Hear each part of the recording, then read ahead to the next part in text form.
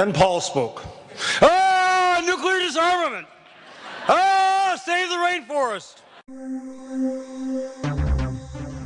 I had crossed paths with Paul Wellstone before, but the first time I really encountered him was at the DFL State Convention in June of 1982.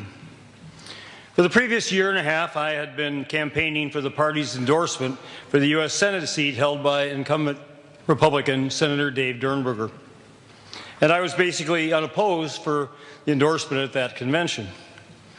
For the last 6 of those months, DFL events were also attended by a very earnest young man who wanted the endorsement to run against a well-entrenched Republican State Auditor, Arne Carlson. He too was unopposed for endorsement until the first morning of that 3-day convention, when a young activist named Paul Wellstone announced his candidacy for State Auditor.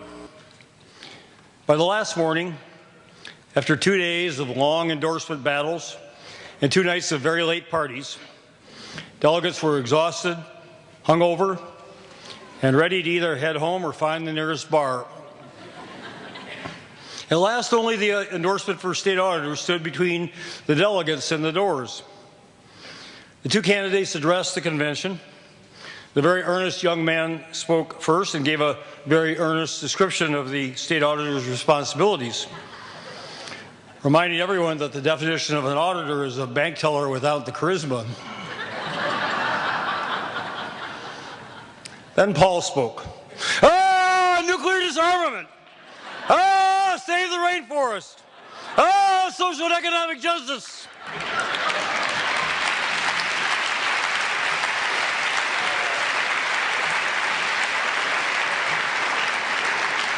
The convention went wild. The fact that the issues Paul raised had nothing to do with the job of State Auditor mattered nothing to DFLers, who had just heard the most electrifying speech of their lives. A motion was made for a voice vote on the endorsement, and Paul won overwhelmingly. So he and I spent a lot of time together on the campaign trail for the next 5 months. Unfortunately, Minnesota voters were not quite as taken with our candidacies as were DFL delegates.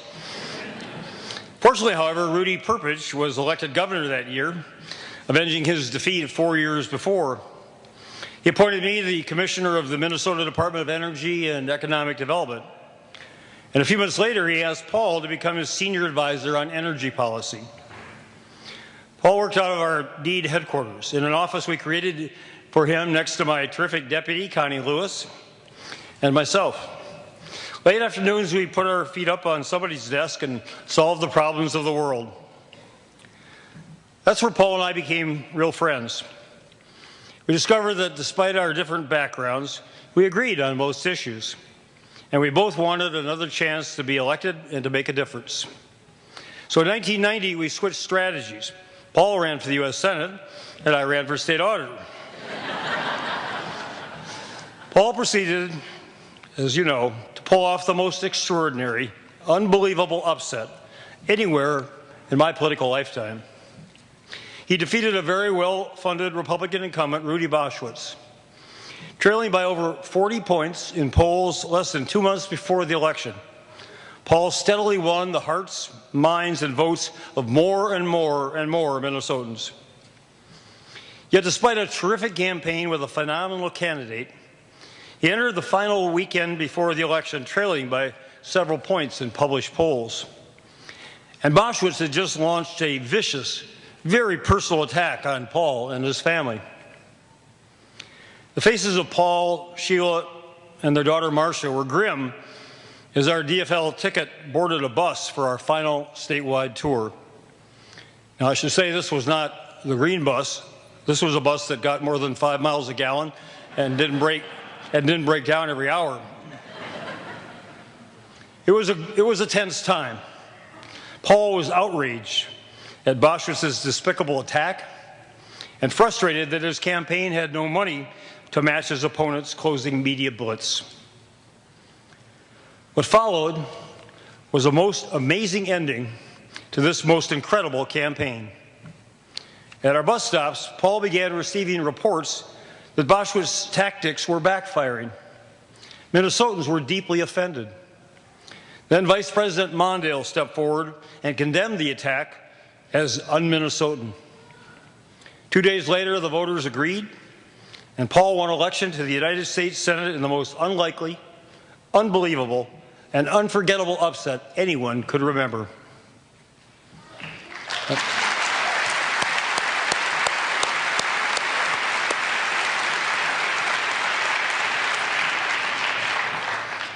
Something else important happened on that election night.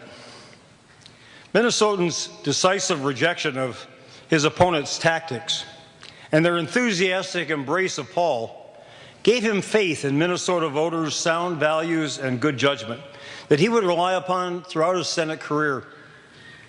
This faith enabled him to take principled positions because he knew they were right, not because he thought they might be popular. That special bond between Paul and the people he represented was unbreakable through the end of his career and his life. It continues to this day and will beyond. For the next 10 years, I knew, as did everyone who shared Paul's vision for a new and better world, that he was an outstanding United States Senator and a rising national leader. But it was not until Paul and I shared his last 2 years in the Senate that I fully appreciated his importance and his influence. Paul was known as the conscience of the Senate, when most of the Senate preferred to act without one. He was always principled, always courageous, always eloquent, and therefore usually in the minority. That minority, however, defined what the Senate wasn't, just as it also defined who Paul was. He was, hands down, the Senate's best orator, probably one of the greatest of all time. Despite his seniority, he had chosen a desk located in the back row of the chamber and right next to an aisle. Its microphone had an unusually long cord, which had been installed by the Senate's previous oratorical star, Dale Bunkers.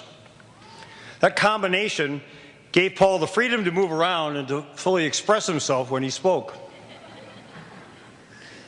Now, much of a senator's effectiveness depends upon his or her powers of persuasion.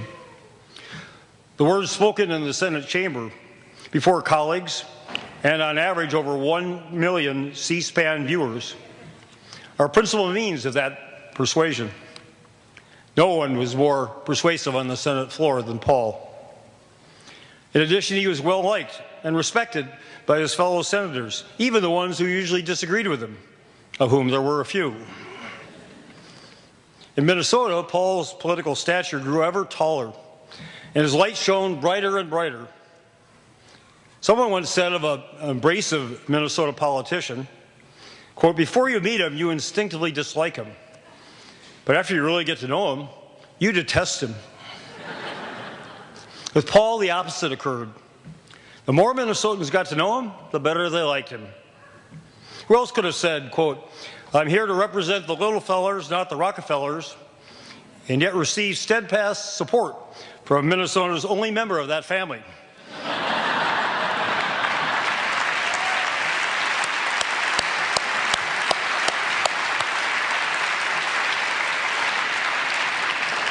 And several of her relatives around the country. Who else could have persuaded my father and my uncle, two staunch Republican businessmen, to vote for Paul in 1996 instead of a fellow Republican businessman? Oh, I don't even know if they ever voted for me. Both said, quote, in essence, "I don't always agree with him, but I trust that he's always standing up for what he believes is right." Possessed with such unusual political courage, Paul was often frustrated with other politicians who lacked it. One afternoon, I found him on the Senate floor, fuming. Now, when Paul was fuming, it was visible from the distance of about a mile, which at least gave you time to brace yourself. One of our Democratic colleagues had just informed him that she would not support his latest amendment. She had reportedly said, quote, "I'd like to help you, Paul, but that's a tough vote for me." Paul was livid. "Is that supposed to make me feel better?" he asked me rhetorically. "To say I'll be with you on the easy votes, but not on the tough ones?" There was no place in political cowardice with Paul. From those courageous battles, Paul's reputation as a remarkable progressive leader grew nationwide. People throughout the country were urging him to run for president. Had he lived? Who knows? I personally believe, without any evidence, that he would have felt duty-bound to try. And I have no doubt that he would have been a far better presidential candidate in 2004 than the Democratic senator who won the nomination and lost only narrowly to President Bush. But Paul did not achieve and sustain this stratospheric success all by himself. He had terrific support from a very talented and dedicated staff, led in Minnesota first by Jeff Blodgett, who had also masterminded his winning campaign.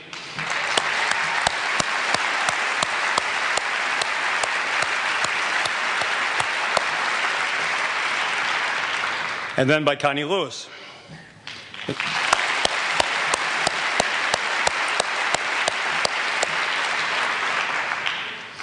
He had, in Washington, Kari Moe, another former student of Paul's at Carleton, was his chief of staff.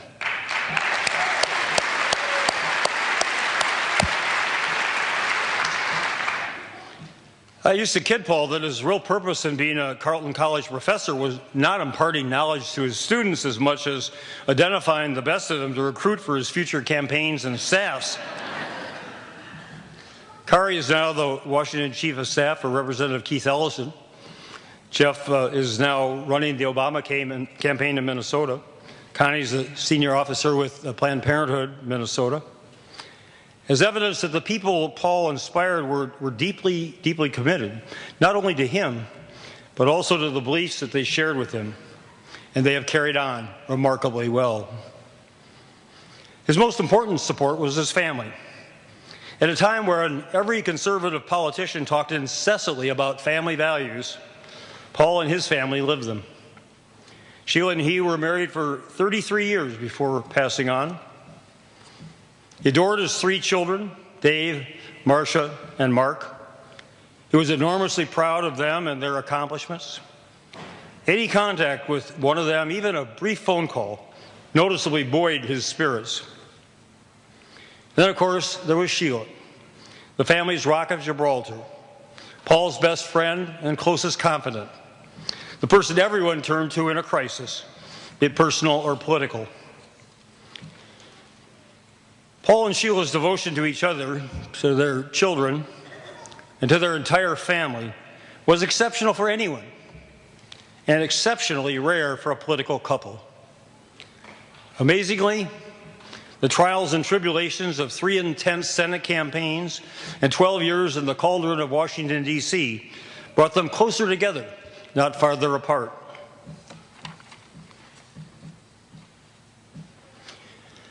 The ultimate test of Paul's political courage and the final measure of his special standing with Minnesotans occurred just days before his death, during the Senate's vote on President Bush's Iraq War resolution. The President was demanding that Congress surrender to him its exclusive authority under the Constitution to commit our nation to war. The resolution gave him carte blanche to do whatever he wanted, whenever he wanted to do it. The political pressures were intense. Polls showed that large majorities of Minnesotans and other Americans supported the President because they believed, mistakenly as it turned out, that they could trust him. Those pressures fell especially hard on the senators running for re-election and facing their election day just 2 weeks after the vote. Washington wisdom said that any senator who voted against the war resolution was assured of defeat. At the time, polls showed Paul running neck and neck with his opponent, who, of course, had promised to support the President. Just days before the climactic vote, which Senator Robert Byrd said later was the most important of the 17,000 votes he cast in the Senate. A harsh news story appeared. It quoted anonymous sources who claimed that the Senate's Democratic leaders were trying to shelter Paul from a very hard and possibly even fatal decision. We happened to have a Democratic caucus meeting that afternoon, where Paul was as angry as I've ever seen him. He was furious that unnamed political enemies were questioning his honesty and his integrity. Quote, "If the people of Minnesota know anything about me," he told our caucus, "it's that I don't duck the tough issues. I always stand up for what I believe in, that I always do what I think is right, regardless of whether it's popular in the moment or not." With that, he walked out of the Senate floor and gave one of his greatest speeches, explaining to Minnesotans and other Americans why he would vote against the Iraq War resolution. He was one of 23 senators who did so. Shortly after that vote, I saw Paul for the last time. The Senate had just adjourned until after the upcoming elections. Paul, of course, was headed home to campaign in Minnesota. I was leaving on a week-long trip to visit NATO bases in Europe. I assured him, however, that I would return to Minnesota in time to join him and his family on the final weekend's bus tour, which had become a shared tradition in our campaigns. Paul looked more upbeat and relaxed than I had seen him in a very long time. He told me he had just received the results of the first poll taken after the Iraq War vote. He had jumped ahead by 6 points. He was ecstatic. Not only was he then confident that he would win re-election, but his faith in Minnesotans was reaffirmed. He had their support. The bond was unbroken. There's no consolation for me in what followed, except for my belief that Paul boarded the plane that fateful morning, knowing that he would be re-elected to the United States Senate.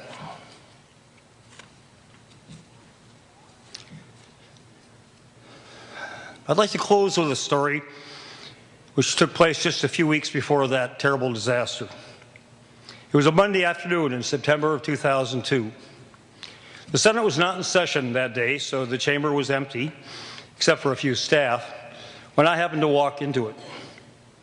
There I came upon Paul and Marcia's young son, Josh. They were on a grandpa-grandson outing. Because the Senate was adjourned, Paul could take Josh onto the floor where I joined them. "Here's Grandpa's desk," Paul said to Josh. "Here's where Ted Kennedy sits." Josh interrupted. Plaintively, he asked, "Grandpa, I thought you said we were going somewhere."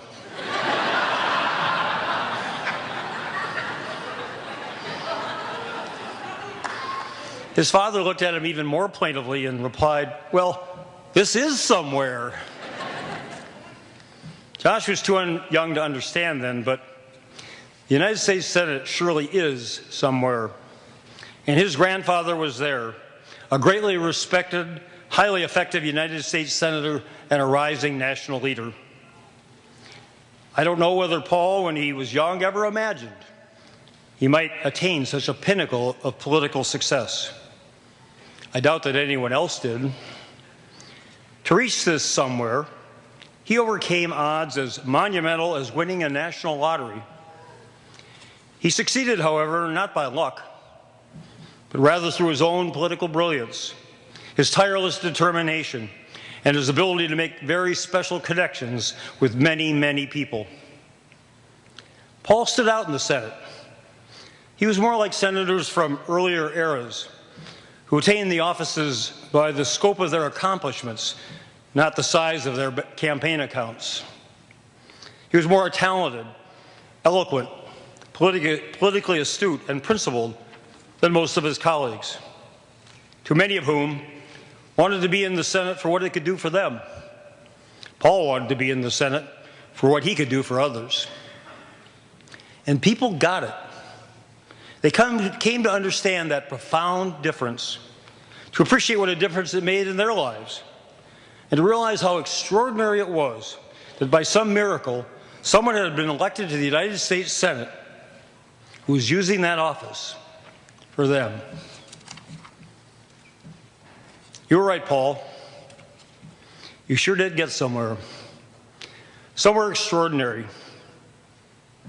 And you did so much there to better your state, your country, and your world. And you would have done so much more if only you'd been given the chance. But life can be truly unfair.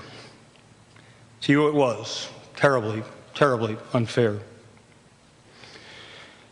A decade later, we still mourn your loss, for you are irreplaceable as a politician, as a parent, and as a friend. We also mourn the losses of Sheila, Marcia, Mary, Tom, and Will, such wonderful people, so cruelly taken away from us. We mourn all of you tonight and every night. Rest in peace, Paul. No, come to think of it, cause a ruckus up there. Start a